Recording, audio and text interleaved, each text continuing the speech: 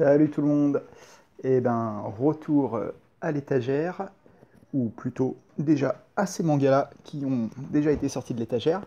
Donc aujourd'hui on va parler d'une série, si je puis dire, qui est en deux tomes, donc c'est une très courte série, qui a été scénarisée par Eiji Otsuka, dont on avait déjà parlé, parce qu'il était le scénariste de Kurosagi, dont on a parlé il y a deux trois émissions, deux trois vidéos. Et le dessinateur c'est Kami Fujiwara. Et la série en question s'appelle Unlucky Young Men, comme vous le voyez. Avant de l'aborder, je voudrais juste parler un petit peu de Eiji Otsuka. Donc Eiji Otsuka, c'est un scénariste de manga dont j'ai à peu près tout ce qui est sorti en français. Il se trouve là, que je suis en train de vous filmer. Madara, Japan, Leviathan, MPD Psycho, qui est clairement sa série la plus connue. A raison, qui est un peu un chef-d'œuvre. Je ne sais pas si j'en parlerai, elle est quand même connue. Peut-être qu'on fera une vidéo, on verra. Kurosagi, dont j'ai déjà parlé, et Détective Ritual. Et voilà, donc c'est un scénariste qui est né fin des années 50, 58, je crois qu'il a une soixantaine d'années maintenant, qui est passionné par le cinéma, qui a écrit des essais sur la narration comparée entre le cinéma et le manga, des essais qui n'ont malheureusement pas été traduits, donc même pas en anglais, je crois. Si vous avez des infos là-dessus, que vous connaissez une traduction qui traîne, n'hésitez pas à laisser un commentaire, mais moi j'ai jamais pu les lire, malheureusement je serais très curieux de les lire parce que j'aime beaucoup sa façon de raconter les histoires. Et c'est un mangaka moi, que j'aime beaucoup parce qu'il fait des œuvres très souvent imparfaites, mais qui ont vraiment une ligne directrice où c'est vraiment un auteur quoi, qui a des choses à dire et qui développe titre après titre. Et donc MPD Psycho, encore une fois, c'est vraiment son manga, c'est son incontournable, hein, MPD Psycho. Si vous en avez un à lire, il est un peu dur à trouver, mais c'est de loin le meilleur. Mais tous, Léviathan est très très intéressant aussi. Kurosagi, on en a déjà parlé. Détective Ritual, il est très hermétique, mais il est super intéressant également. Et celui dont on va parler aujourd'hui, Unlucky Young Men, est super intéressant aussi pour plein de raisons. Donc c'est pour ça que je l'ai choisi. Donc vous voyez, c'est des très gros volumes, gros format. C'est pas du tout le format habituel pour un manga. Couverture dure. Ils ont été édités il y a 2-3 ans, je crois, peut-être un peu plus, chez, si j'ai pas de bêtises, chez Kiun, voilà, dans une collection qui s'appelle Latitude. Et Latitude, en fait, c'est une collection de gros albums, pas du tout format manga, qui sont quand même d'origine japonaise, mais qui sont présentés, qui s'adressent dès l'objet à un public un peu autre que celui des lecteurs de manga habituels. On va en reparler justement de cet aspect-là. Donc Unlucky Young Men, ça se passe fin des années 60, pendant une période très peu connue de l'histoire du Japon, très peu connue pour nous, Français, qui sont des émeutes étudiantes, en fait, qui étaient très comparables à ce qui s'est passé en France en mai 68. Et ça en parle peu, ça fait pas partie des cartes postales du Japon qu'on a. Euh, mais il s'est passé quelque chose, oui, qui était vraiment très comparable à notre période à nous, à la fin des années 60, début 70, avec beaucoup d'émeutes étudiantes, beaucoup de remises en cause du pouvoir impérial, hein. Je rappelle que c'est un empereur au Japon. Euh, et ça a laissé des traces dans la culture japonaise, des traces un peu oubliées même par les Japonais. On se représente souvent les Japonais comme un peuple très obéissant, très ordonné, mais voilà, ils ont aussi eu leurs émeutes, ils ont aussi eu leurs grèves, leurs mouvements étudiants. Et ce manga, Unlucky Young Men, revient un peu là-dessus. Il revient là-dessus à travers le destin de trois personnages. Là, vous en voyez deux. Il y a deux hommes et il y a également une femme avec eux. Si j'arrive à la trouver, c'est pas elle, ça c'est un autre personnage. Mais voilà, on tombera dessus au fil des pages. Mais donc on suit principalement trois ados, alors plus 20-25 ans en fait, des post-ados on va dire, qui peinent à démarrer dans la vie, qui sont pas très sympathiques, qui sont un peu des connards, assez égoïste, assez tourné vers eux. Il y en a un des trois qui est même complètement un connard dans le sens où c'est quelqu'un qui a déjà tué pour des raisons monétaires et qui a pas l'air de le regretter plus que ça, c'est lui. Il n'est pas complètement horrible, c'est presque le héros du manga, mais on sent que oui, ils ont tous un potentiel pour pas être très très sympa. Euh, on va les suivre en fait eux ils sont assez peu liés aux émeutes en cours. Les émeutes on va les croiser au fur et à mesure du récit, mais ça les intéresse sans plus. Eux ce qui les intéresse c'est plus de se faire de l'argent et ils vont organiser une espèce de plan pour faire un casse. Euh, un plan qui tourne autour du tournage d'un film, du faux tournage d'un film qui va leur servir d'excuse pour braquer un fourgon en fait. Euh, donc ça mêle plein de choses. Il y a l'aspect politique du Japon à cette époque-là. Il y a l'aspect cinéma qui, comme je disais, est très important pour Otsuka. C'est quelqu'un qui a beaucoup réfléchi sur le cinéma et que ça revient souvent dans ses œuvres, même dans l'aspect graphique de ses œuvres, même si lui n'est pas dessinateur. Vous voyez, il y a des plans assez impressionnants. Euh, Ça revient également sur cette idée de personnage pas super sympa, euh, pas très humain en fait, mais pas du tout héroïque. Et ça revient également en filigrane, alors très en filigrane dans Unlucky Young Men, sur une figure importante de cette époque pour le Japon, et qui, elle aussi, un peu comme les émeutes étudiantes de 68, c'était également en 68, hein, les émeutes étudiantes japonaises, comme nous, euh, une figure, donc, je disais, qui a été un peu oubliée. Alors, au Japon, elle est même presque censurée, c'est-à-dire que c'est quelqu'un dont ça ne parle pas beaucoup au Japon volontairement. Ils essayent un peu d'oublier l'existence de cet homme. Euh, j'ai un ami qui a fait des études de japonais et qui voulait faire son mémoire de fin d'études sur ce personnage que je vais vous présenter. Et son prof lui a dit qu'il fallait mieux pas, que c'était pas une très bonne idée de faire un mémoire là-dessus, que c'est pas forcément bien vu par les profs japonais. Ce personnage, il s'appelle Yukio Mishima. C'est un écrivain qui a vraiment existé, hein, c'est pas un personnage de manga. Et c'est un écrivain qui a eu un certain succès en France. Marguerite Yourcenar a même écrit un livre sur lui, euh, qui a écrit beaucoup de choses, du roman, du théâtre, de l'autobiographie, des essais, beaucoup d'essais.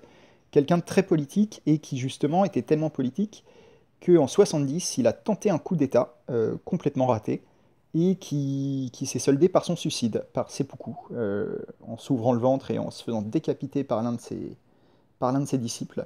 Donc voilà, c'était une personnalité très extrême, très spéciale dans l'histoire du Japon, dans l'histoire de la littérature japonaise. Et donc il est en filigrane dans Unlucky Young Men, et il est carrément en tête d'affiche, on va dire, dans un autre manga de Eiji Otsuka, et cette fois c'est dessiné par Seira Nishikawa, qui est une dessinatrice cette fois, et qui est un manga alors en 2 tomes, mais on n'en a qu'un seul qui est sorti en France, il y a quelques 2 3 ans je crois, quelque chose comme ça, qui est sorti presque en même temps que les 2 tomes d'Unlucky Young Men, peut-être un an plus tard, et qui les accompagne vraiment. C'est la même période, les mêmes thèmes, pas le même dessin, comme vous voyez, on va revenir un peu sur le dessin de Unlucky Young Men tout à l'heure. Mais voilà, c'est un manga, c'est assez dur d'en parler déjà parce qu'on n'a qu'un seul tome sur les deux, l'autre n'a jamais été traduit, et qui est très très expé dans sa narration. Mishima Boys, qui s'appelle, je sais pas si je vous avais dit le titre, mais bon, vous pouvez le lire. Euh, Mishima Boys, il est très expé, on a vachement de mal à suivre. Il y a une espèce de figure d'un narrateur, je vais essayer de vous le trouver avec les petites lunettes rondes, un narrateur qui fait à la fois, voilà lui, qui fait figure de voix off au récit, et en même temps de conscience des personnages, on ne sait pas trop s'il existe vraiment, on passe d'un perso à l'autre sans bien comprendre, ça fait référence à des événements qui ont vraiment eu lieu au Japon, des faits divers de l'époque, mais en même temps, on ne sait pas si Otsuka les réécrit ou s'il essaye de faire un manga historique. C'est très, très hermétique. Mishima Boys, c'est presque plus une porte d'entrée pour ensuite se renseigner sur Mishima, plus qu'autre chose. En soi, le manga est insuffisant pour comprendre vraiment de quoi il en retourne, je pense. Il est... Ouais, j'ai du mal à vous le conseiller. Enfin, je vous le conseille en tant qu'objet intéressant, artistiquement, narrativement, mais faut savoir où vous mettez les pieds. Vous allez vraiment pas comprendre grand-chose, même au propos. C'est-à-dire que euh, c'est très... C'est pas contemplatif, mais ouais, c'est très hermétique. J'ai pas vraiment d'autres mots. Voilà, là, c'est un attentat qui avait eu lieu contre l'empereur, qui a vraiment existé. Euh, Là, c'était Mishima qu'on vient de voir, lui. Voilà, donc Mishima Boys, qui est un peu un complément, on va dire, à Unlucky Young Men, mais qui est plus compliqué à aborder, hein. Allez-y, à vos risques et périls. Unlucky Young Men est plus facile à aborder, même si lui aussi est un peu expé, dans le sens où c'est pas du tout un manga facile à comprendre. Il est très adulte dans le traitement des personnages, dans le sens où c'est à nous de combler les trous psychologiques, de comprendre pourquoi les personnages agissent comme ils font, C'est très peu didactique. Ça parle, mais c'est des dialogues presque de cinéma. Les personnages, c'est à nous de les comprendre. Le manga nous donne pas les clés. Enfin, il nous donne les clés, mais c'est à nous de les tourner, quoi, les clés. Et ils sont pas très attachants, comme je disais, mais justement, ça permet de voir les failles un peu de l'humain, les failles d'une époque, les failles d'une politique aussi, d'un pays. Euh, tout ça est en jeu, mais ça demande pas forcément un effort, mais ouais, un travail d'adulte en fait. C'est une lecture adulte qu'il faut faire de Unlucky Young Men. Donc c'est un manga qui est assez particulier, qui à mon avis s'adresse pas vraiment aux fans de manga tels qu'on peut les imaginer à la base. C'est clairement pas pour les lecteurs de shonen par exemple, sans du tout de mépris pour les lecteurs de shonen, mais je veux dire si c'est ça que vous aimez dans le manga, là vous ne l'avez pas dans Unlucky Young Men. Unlucky Young Men en fait se rapproche un peu plus finalement d'une approche de la BD un peu européenne, euh, un peu voilà adulte, euh, un peu comment dire mais qui se rapproche du cinéma, quoi, qui est un truc très nouvelle vague. Ça va bien avec l'époque que ça décrit aussi. Et justement, c'est pour ça qu'elle est dans cette collection Latitude qui se propose d'éditer ce genre de manga. Et justement, ça pose un peu la question, je trouve, de qu'est-ce qu'un manga finalement. Parce qu'on dit manga, est-ce que c'est simplement une BD japonaise? Auquel cas, Unlucky Young Men, comme plein d'autres, sont des mangas.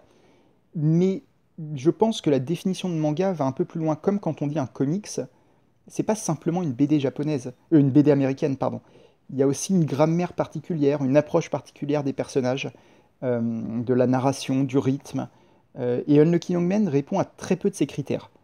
C'est une très bonne BD, très intéressante, mais qui, à mon avis, n'est pas un manga au sens, au sens courant. C'est un manga, oui, c'est une BD japonaise, donc c'est un manga, mais les propositions artistiques de fond et de forme ne sont pas celles des mangas habituels. C'est en tout cas mon avis. Mais c'est un débat. C'est vraiment qu'est-ce qu'un manga? En réalité, j'ai pas vraiment la réponse. Euh, mais, mais Unlucky Young Men pose cette question finalement involontairement. Mais, mais c'est une question que je trouve intéressante. Et dernier point, le dessin de Kamui Fujiwara est vraiment impressionnant pour le coup. Euh, J'essaye de faire le point. Je sais pas si vous voyez, en fait, c'est tout en noir et blanc. Il n'y a pas de gris. Quand vous croyez qu'il y a du gris, c'est il a fait beaucoup de petits traits noirs, en fait. Et c'est comme ça partout. Et vous pouvez, quand vous regardez bien les images, l'impression est très très bonne. La maquette faite par Kiyun, la qualité de l'objet est super bonne. Il- on peut, en regardant bien les cases, vous pouvez voir ligne par ligne du crayon, quoi, en fait. Je sais pas si vous voyez bien. Vous voyez qu'il n'y a pas de gris, en fait. C'est que des lignes très très serrées. Et c'est comme ça sur toutes les cases pendant toute la durée du manga. C'est assez impressionnant, c'est super chouette à observer si vous êtes un peu dessinateur ou juste amateur de dessin. Ouais, c'est un travail impressionnant quand même là sur l'aspect graphique d'Unlucky Young Men. Donc voilà, c'est un manga abordé d'une façon peut-être différente des autres dont je vous ai parlé, mais qui est vraiment intéressant, politiquement, culturellement, sur l'histoire du Japon, psychologiquement. C'est des personnages plus difficiles à apprécier et donc peut-être plus intéressants à chercher, à apprécier d'une certaine façon, les comprendre par leurs faiblesses, par leurs manquements, par leurs errances. Et ça peut aussi servir, voilà, comme je vous disais, de porte d'entrée pour vous intéresser peut-être à Mishima, que ce soit à son œuvre littéraire ou à ce qu'il a représenté au Japon à un moment. C'est une figure très contestée, très polémique, mais qui est intéressante, qui recouvre un autre Japon que celui auquel on est peut-être habitué en France, qui n'est pas du tout le Japon pop culture, là, pour le coup. Donc voilà. Je vous remercie, j'espère que ça vous a intéressé. C'était une vidéo un peu différente peut-être, enfin une série en tout cas un peu différente de celle dont j'ai parlé. Donc Unlucky Young Men, deux gros tomes qui doivent coûter 15-20 euros peut-être, chez Kiun, qui sont toujours disponibles. Pour le coup, c'est pas un manga rare, ni même, je crois qu'il est toujours imprimé. Par contre, il est passé un peu inaperçu parce que, ben ouais, il s'adresse pas au public habituel et il est particulier, quoi. Faut avoir envie de s'y mettre. Donc il est passé inaperçu, mais il est trouvable très facilement. Vous pouvez le commander chez votre libraire sans problème. Même chose pour Mishima Boys, qui est encore plus particulier, comme je disais, et qui surtout, problème, on n'a jamais eu le tome 2, euh, qui est sorti au Japon. En fait, ce manga a une jeunesse bizarre, je vous quitte là-dessus, parce que il est, comme je vous disais, Mishima est très polémique au Japon, et le manga Mishima Boys avait été refusé par l'éditeur japonais d'Otsuka, qui donc l'a publié en premier en France. C'est peut-être une première, mais un manga purement japonais est sorti en premier en France avant d'être traduit au Japon, enfin d'être sorti au Japon. Et le deuxième tome est sorti au Japon, mais pas en France. Ça a dû vraiment pas marcher, Mishima Boys. Et Mishima Boys, lui, n'est pas chez Kiun, mais est chez Akata. Voilà. Voilà, je vous laisse sur ces 3 mangas-là. Et je vous dis à très bientôt pour une autre série qui sera peut-être plus classique. Voilà, merci beaucoup, à plus.